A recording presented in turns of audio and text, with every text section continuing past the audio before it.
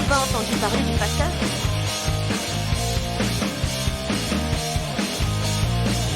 Les nouvelles du Facteur.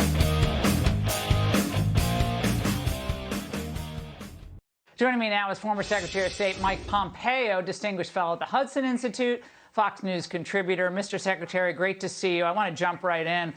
Democrats are so worried, are they not, about protecting democracies around the world? You know, we all are. But when it comes to what's happening here in the United States, apparently the government will just use every bit of power at its disposal to target one man who is a 2024 presidential candidate. What are your thoughts on what you're hearing tonight?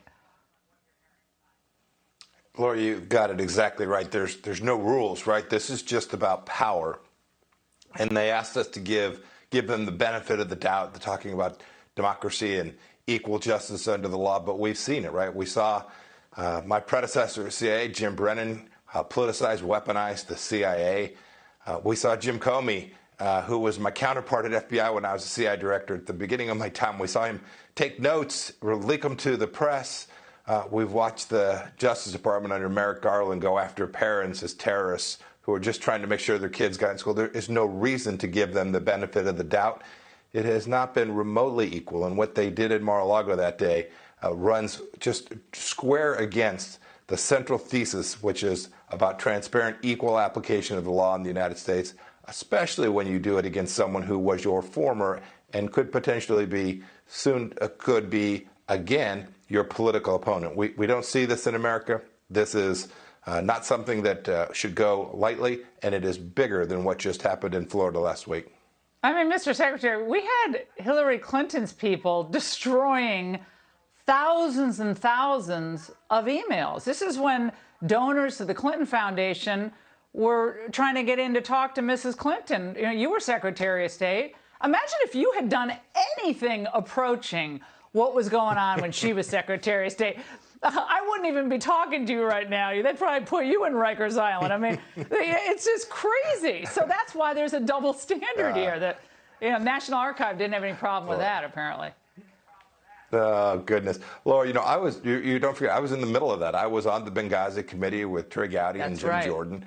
We were working to try and get access to her emails and her server, which everyone admits has high-level classified information. We didn't raid her home. We didn't send the Justice Department. We tried to work through the problem set in the tradition of America. They have violated these most basic understandings. And your point's well taken. Had my wife given speeches for $500,000 to throw all across the world to foreign governments while I was serving as Secretary of State, I'd have an orange jumpsuit and a prisoner number. And you know, looking at you and your colors tonight, orange is not your color, Mike. It's not. That's definitely. You're more of a darker hued person. All right. I know you were interviewed by the January 6th Commission. What can you share about your lovely time with them? You know, they were chasing witches, right? This was a far field wandering interview. I spoke the truth to them. I can't tell you the details, Laura. They were looking for discussions about the 25th Amendment, discussions that I never seriously undertook with any of my counterparts. They were looking to build a storyline, the conclusion of which was already written. Your reaction to what Mike Pence said up in New Hampshire about how people, you know, shouldn't be careful about criticizing the FBI because that's criticizing the rank and file, you know.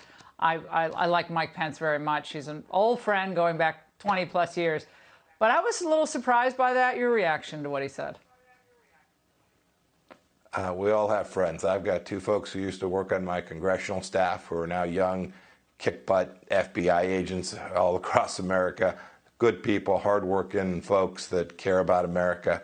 But when you have a politicized leadership, when you have McCabe lying, losing his job, and then now being the spokesperson on CNN, when you see the FBI engaged in this kind of activity, it's so deeply troubling. One can easily take on the FBI leadership without maligning in any way. Those folks are out there trying to keep our streets safe and keep us safe from crime all across the country.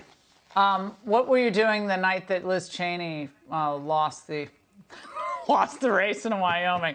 Now, are you surprised by that in any way, shape, or form? I mean, obviously, you were friendly with the Cheneys, as many of us were, but that is the end of that era, is it not?